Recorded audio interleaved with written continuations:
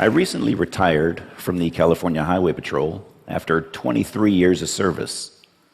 The majority of those 23 years was spent patrolling the southern end of Marin County, which includes the Golden Gate Bridge. The bridge is an iconic structure, known worldwide for its beautiful views of San Francisco, the Pacific Ocean, and its inspiring architecture. Unfortunately, it is also a magnet for suicide, being one of the most utilized sites in the world. The Golden Gate Bridge opened in 1937. Joseph Strauss, chief engineer in charge of building the bridge, was quoted as saying, "The bridge is practically suicide-proof. Suicide from the bridge is neither practical nor probable. But since its opening, over 1,600 people have leapt to their death from that bridge." Some believe that traveling between the two towers will lead you to another dimension. This bridge has been romanticized as such. That the fall from that frees you from all your worries and grief, and the waters below will cleanse your soul. But let me tell you what actually occurs when the bridge is used as a means of suicide. After a free fall of 4 to 5 seconds, the body strikes the water at about 75 miles an hour. That impact shatters bones, some of which then puncture vital organs. Most die on impact. Those that don't generally flail in the water helplessly and then drown. I don't think that those who contemplate this method of suicide realize how grisly a death that they face. This is the cord. Except for around the two towers, there's 32 inches of steel paralleling the bridge. This is where most folks stand before taking their lives. I can tell you from experience that once the person is on that cord, and at their darkest time, it is very difficult to bring them back. I took this photo last year as this young woman spoke to an officer contemplating her life. I want to tell you very happily that we were successful that day in getting her back over the rail. When I first began working on the bridge, we had no formal training. You struggled to funnel your way through these calls. This was not only a disservice to those contemplating suicide, but to the officers as well. We've come a long, long way since then. Now, veteran officers and psychologists train new officers. This is Jason Garber. I met Jason on July 22nd of last year when I received a call of a possible suicidal subject sitting on the cord near mid-span. I responded, and when I arrived, I observed Jason speaking to a Golden Gate Bridge officer. Jason was just 32 years old and had flown out here from New Jersey. As a matter of fact, he had flown out here on 2 other occasions from New Jersey to attempt suicide on this bridge. After about an hour of speaking with Jason, he asked us if we knew the story of Pandora's box. Recalling your Greek mythology, Zeus created Pandora and sent her down to earth with a box and told her never, ever open that box. Well, one day, curiosity got the better of Pandora, and she did open the box. Out flew plagues, sorrows, and all sorts of evils against man. The only good thing in the box was hope. Jason then asked us, what happens when you open the box and hope isn't there? He paused a few moments, leaned to his right, and was gone.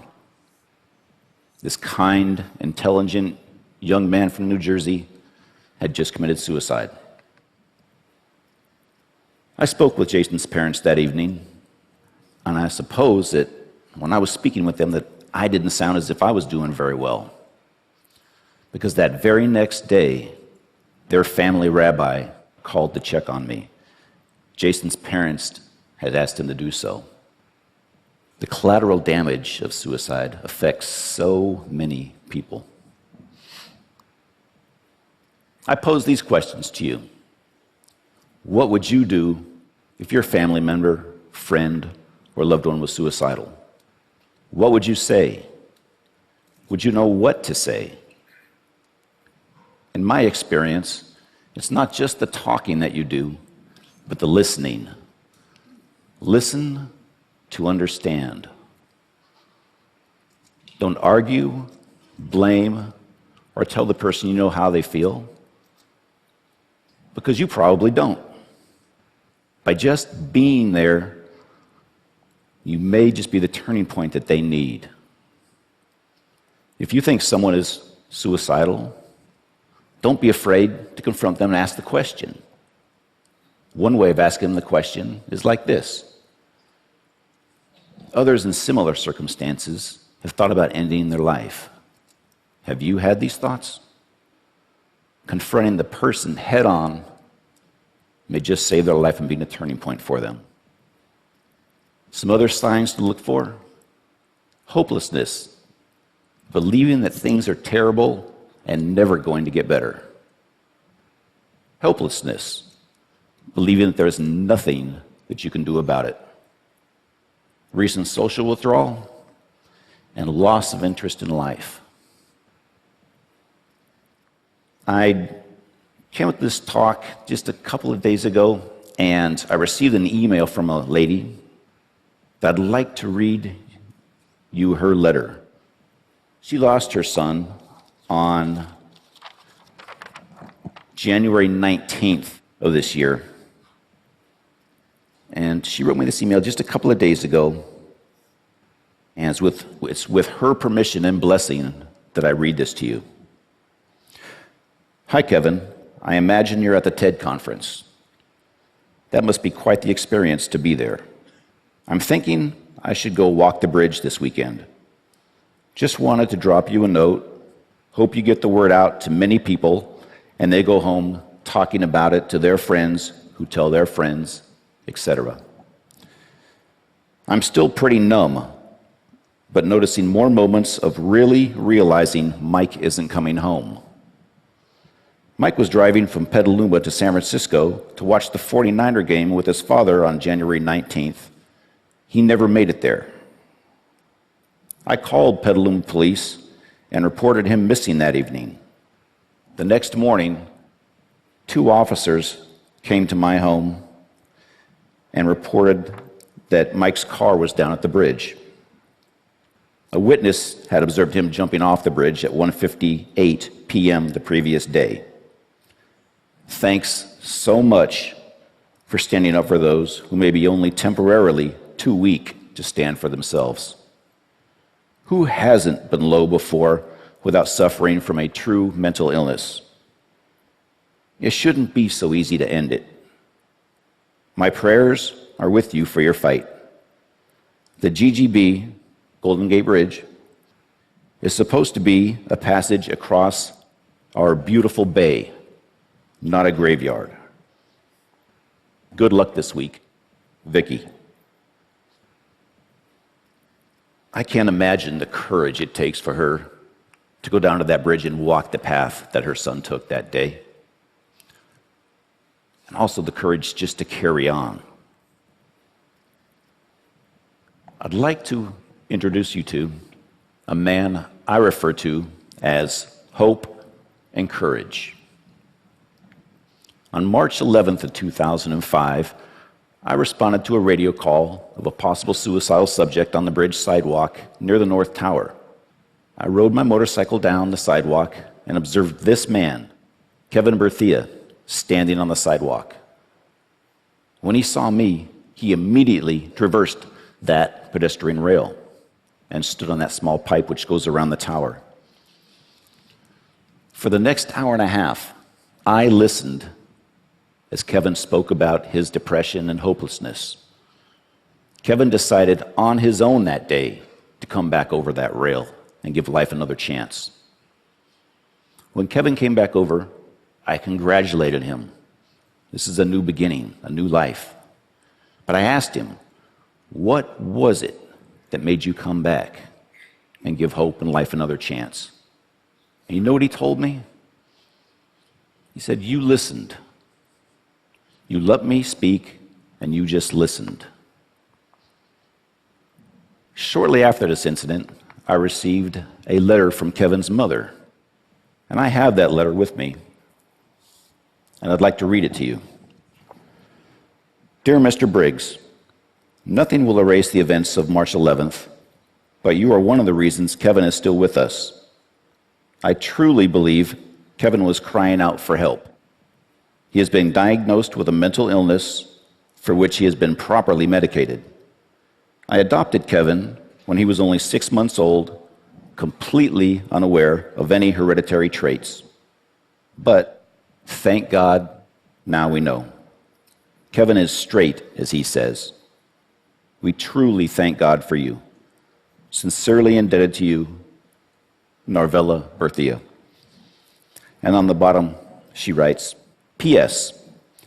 When I visited San Francisco General Hospital that evening, you were listed as the patient. Boy, did I have to straighten that one out. Today, Kevin is a loving father and contributing member of society. He speaks openly about the events that day and his depression in the hopes that his story will inspire others. Suicide is not just something I've encountered on the job. It's personal. My grandfather committed suicide by poisoning. That act, although ending his own pain, robbed me from ever getting to know him. This is what suicide does. For most suicidal folks, or those contemplating suicide, they wouldn't think of hurting another person. They just want their own pain to end. Typically, this is accomplished in just 3 ways: sleep, drugs or alcohol, or death. In my career, I've responded to and been involved in hundreds of mental illness and suicide calls around the bridge. Of those incidents I've been directly involved with, I've only lost 2, but that's 2 too many. One was Jason. The other was a man I spoke to for about an hour. During that time, he shook my hand on 3 occasions. On that final handshake, he looked at me and he said, Kevin, I'm sorry, but I have to go. And he left. Horrible, absolutely horrible. I do want to tell you, though, the vast majority of folks that we do get to contact on that bridge do not commit suicide. Additionally, that very few who have jumped off the bridge and lived and can talk about it, that 1% to 2%, most of those folks have said that the second that they let go of that rail, they knew that they had made a mistake and they wanted to live. I tell people the bridge not only connects Marin to San Francisco, but people together also. That connection or bridge that we make is something that each and every one of us should strive to do. Suicide is preventable. There is help. There is hope. Thank you very much.